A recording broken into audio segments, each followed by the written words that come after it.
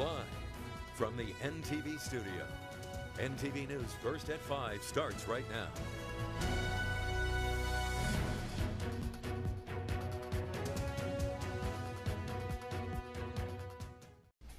Good evening and thanks for joining us on First at 5.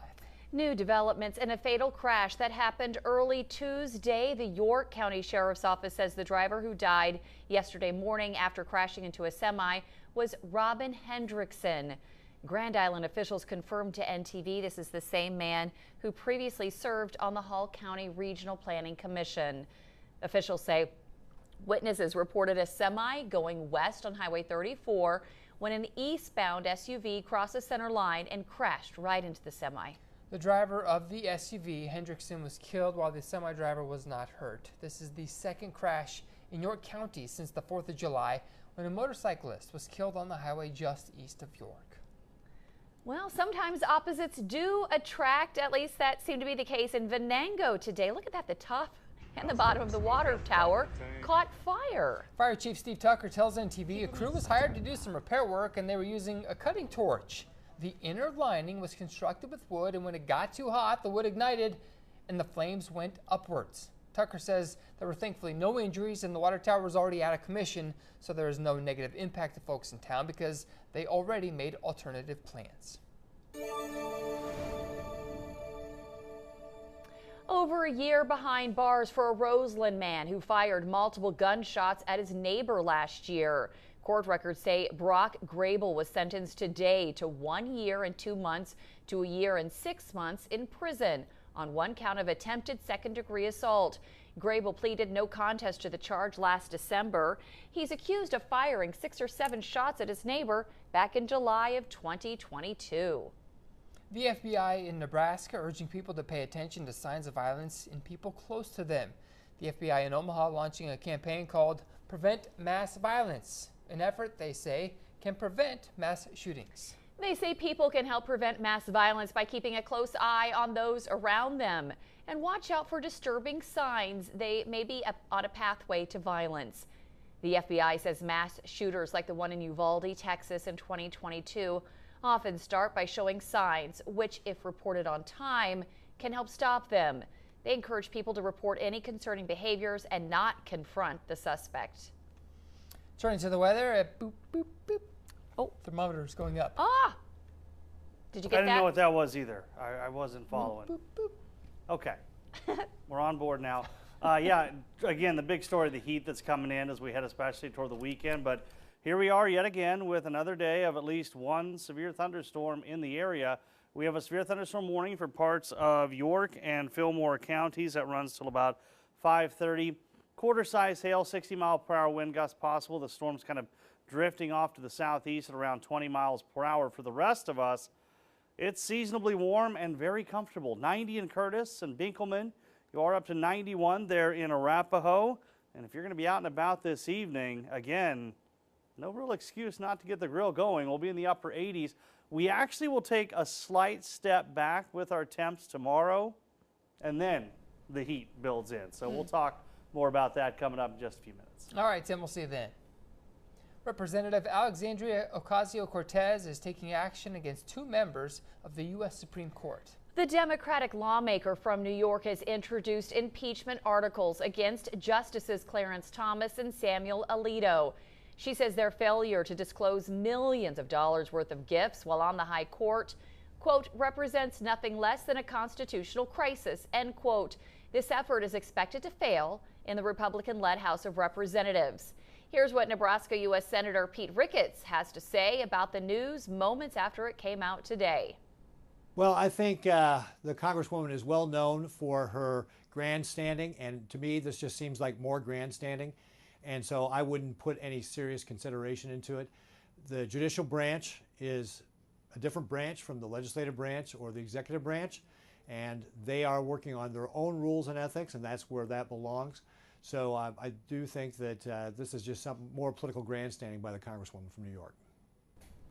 We also had the chance to ask the senator his thoughts on the saga surrounding President Biden, as various Democrats say he should drop out of the race.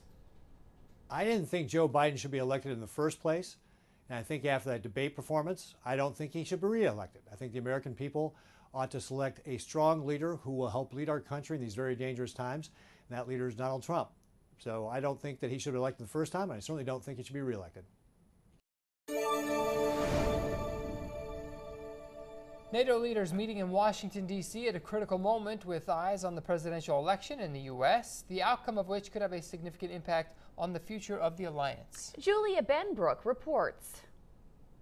World leaders converging in Washington for a landmark summit to commemorate 75 years of NATO and to decide how best to support Ukraine amid the continued threat of a hostile and undeterred Russia.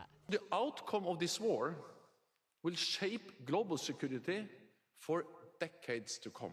This summit comes amid mounting concerns in the United States and abroad about President Joe Biden's fitness for office after last month's presidential debate against former President Donald Trump. Look, I have a cognitive test every single day. Every day I have that test. Everything I do. You know, not only am I campaigning, but I'm running the world. The U.S. has historically been the biggest financial contributor to NATO, and while Biden is a staunch proponent of the alliance, Trump purportedly threatened to withdraw from NATO while he was in office and has refused to commit to defending member nations that don't meet spending expectations, views he has maintained during his 2024 campaign. One of the presidents of a big country stood up and said, well, sir, if we don't pay and we're attacked by Russia, will you protect us? No, I would not protect you. In fact, I would encourage them to do whatever the hell they want. You got to pay. The political uncertainty in the U.S. leaves NATO countries contemplating what the alliance would look like if Trump wins the election in November. During his opening speech yesterday, President Biden was met with applause after announcing plans to supply new air defenses to Ukraine, providing much needed support for the country at a critical juncture in its defense against Russia's invasion. Still to come on First at 5, a rare procedure turns out to be a success. Find out how one person regains his voice. Plus, actor Alec Baldwin facing the jury today for his criminal trial. We have details from the courtroom. Stay with us.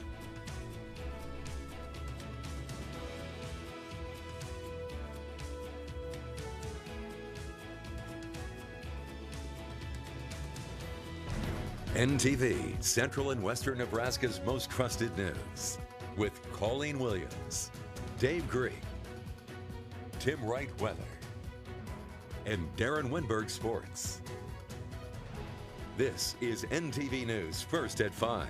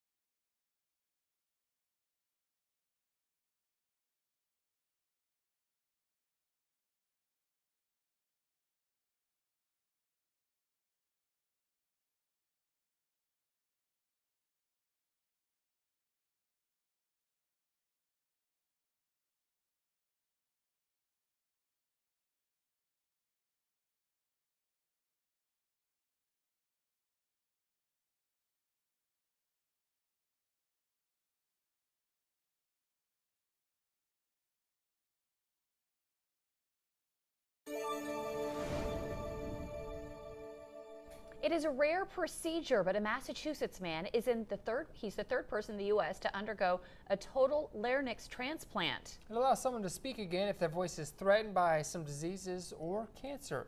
In tonight's Health Minute, Mandy Gaither talks to a patient months after surgery. Well, it's been a long journey. Just hearing his own voice is a miracle to Marty Keedian. A cancerous larynx and surgeries threaten to steal his ability to speak forever. My wife saw me get depressed and a little aggravated because I couldn't talk.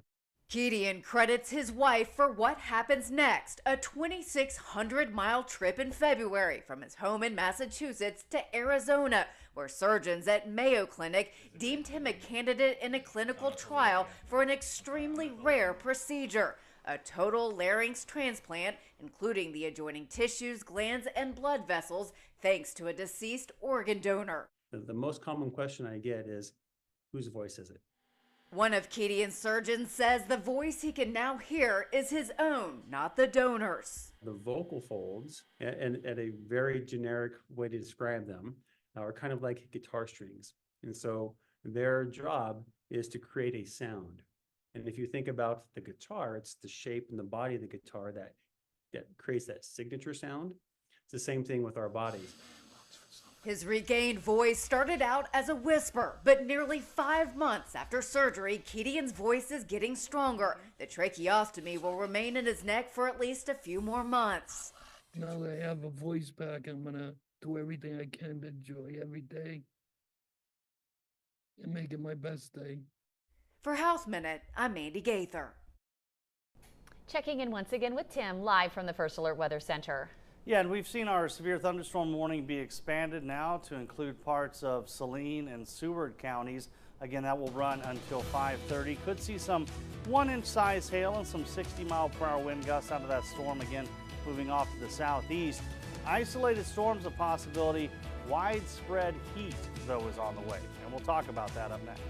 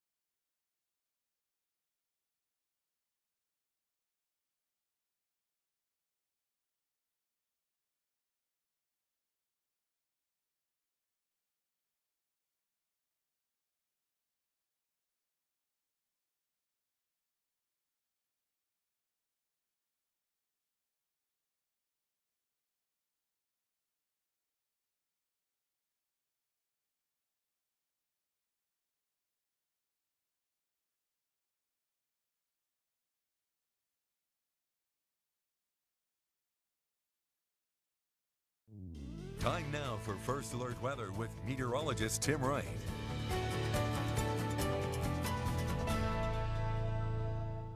Once again, here we are, most of the state dry, a little warm, quiet, but a couple of isolated storms have managed to get going in the coverage area there just off to the east, and we do have the severe thunderstorm warning that is for parts of York, as well as Fillmore, Saline, Seward counties. That runs until 5:30. We're looking at the potential of 1-inch diameter hail, maybe some 60-mile-per-hour wind gusts. We've had reported gusts of around 50 miles per hour near Waco, and we had a report of some nickel-sized hail as well. Right now, we'd be looking especially to the south of Waco. That would be our area of concern for where we could be talking 1-inch size hail. But again, just another day where very isolated storms have popped up. A severe thunderstorm watch, though, is in effect until 10 o'clock for Lincoln and Beatrice southeastward. We'll have to see if this is holding on till 10 o'clock, or maybe they'll go ahead and cancel that a little bit earlier. There's a look at the severe storm. Okay, this is from Geneva with our NTV Viera Wireless camera network as it's been moving its way through. For the rest of us, quiet. 90 at 6, 78 at 9 o'clock. Not quite as cool of a night as we've had lately. Most of us will stay in the 60s. And I will say this, tomorrow looks really comfortable. Make the most of it. We've got a little bit of cooler air that kind of backs in from the east, puts us in the mid to upper 80s. Beyond that, though, the weekend looks incredibly hot. We are looking upper 90s, low 100s. Heat index values could be 105 to 110.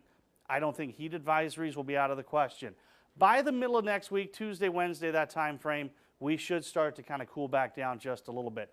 Hebron's at 90, 92 in Oberlin, 87 Broken Bow, Ord, and Tri-Cities right now hovering around 88. Very light north wind at around 5 to 10. Winds eventually turn out of the east-southeast the next couple of days. What will that do? Well, that's going to bring in higher dew points, which is going to make it rather humid, rather muggy, sticky as we head into the weekend.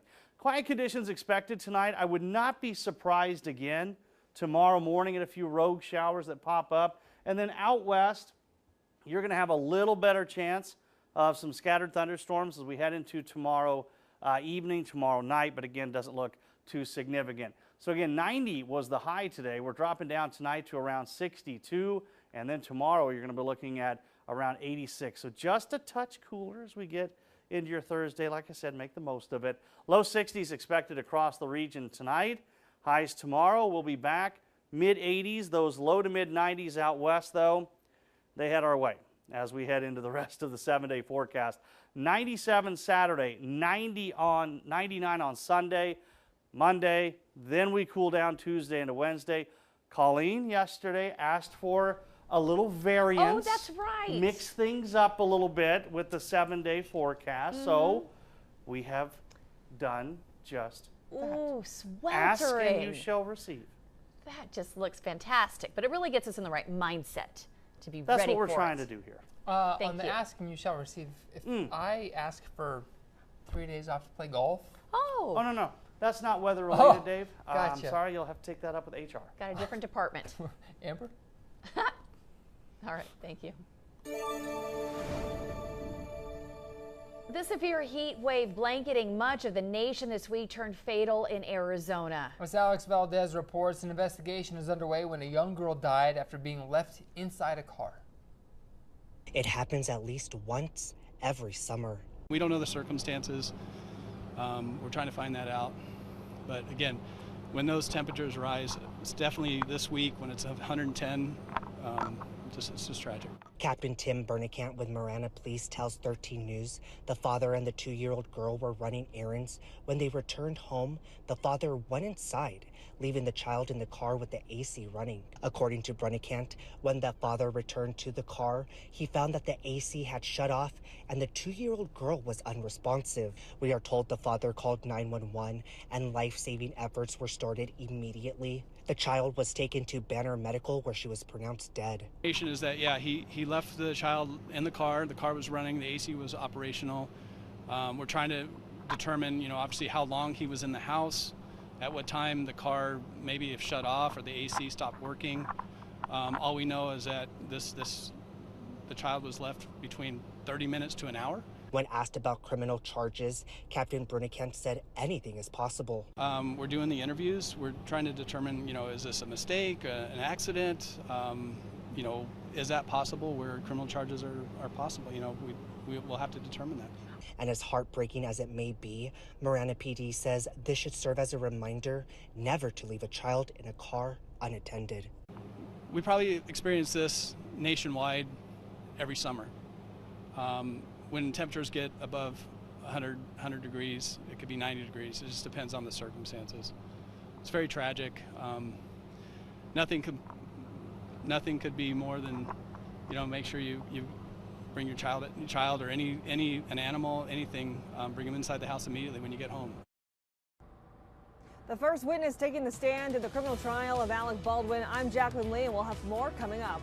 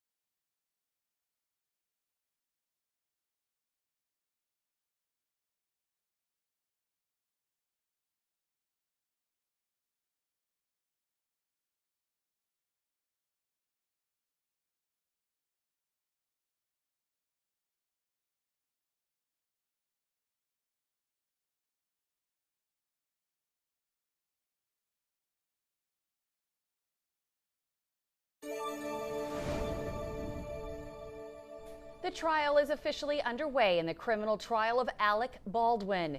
He's charged with involuntary manslaughter in the death of cinematographer Helena Hutchins on a movie set in New Mexico in 2021. As Jacqueline Lee shares, the prosecution and defense outlining their case to the jury today. Alec Baldwin's criminal trial began with opening statements Wednesday. His wife and one of his brothers, actor Stephen Baldwin, in court for support. Baldwin is charged with one felony count of involuntary manslaughter after 42-year-old Helena Hutchins was shot and killed during rehearsal on set of the movie Rust in 2021. Prosecutors allege Baldwin was reckless on set and ignored industry rules for firearm safety. The evidence will show that someone who played make-believe with a real gun and violated the cardinal rules of firearm safety is the defendant, Alexander Baldwin. The defense stating that Baldwin is an actor and on a set there are multiple safeguards in place to make sure it is safe, like an armorer who is in charge of gun safety. On this set there was a real bullet, something that should never be on a movie set, something which has nothing to do with making a movie. And you will hear no evidence, not one word, that Alec Baldwin had anything to do with that real bullet being brought onto that set. Prosecutors calling Officer Nicholas LaFleur to the stand. He was the first officer on the scene of the shooting. One female shot in the chest, male shot in the stomach, requesting air flight. Prosecutors playing footage from Officer LaFleur's lapel camera, walking the jury through the emergency response. My understanding, you were in the room when someone was shot? Holding the gun, yeah. Baldwin watching the footage intently. He has pleaded not guilty. This was an unspeakable tragedy, but Alec Baldwin committed no crime. He was an actor acting. And placing the blame with armorer Hannah Gutierrez. She was found guilty of involuntary manslaughter in March and sentenced to 18 months in prison. She is appealing. And an attorney for Hannah Gutierrez says she will be called to testify, but she will likely invoke her Fifth Amendment right. It is unclear if Alec Baldwin will testify. Jacqueline Lee, ABC News, Santa Fe, New Mexico. An attorney for Hannah Gutierrez says he expects she will be called to testify and will invoke her Fifth Amendment right. It's unclear if Baldwin himself will testify. We'll be right back with a final check of the forecast.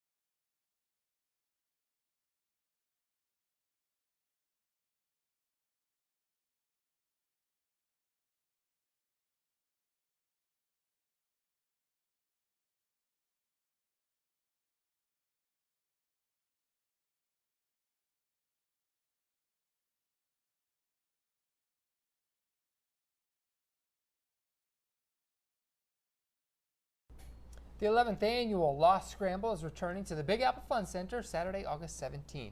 The 4-on-4 co-ed volleyball tournament is critical for the Central Nebraska Lost team's year-round efforts. Presented by NTV, Midland Molding, Unis Hospitality, and the Ray Hope Foundation, this tournament starts with a round-robin of pool play to determine seeding, followed by an elimination bracket.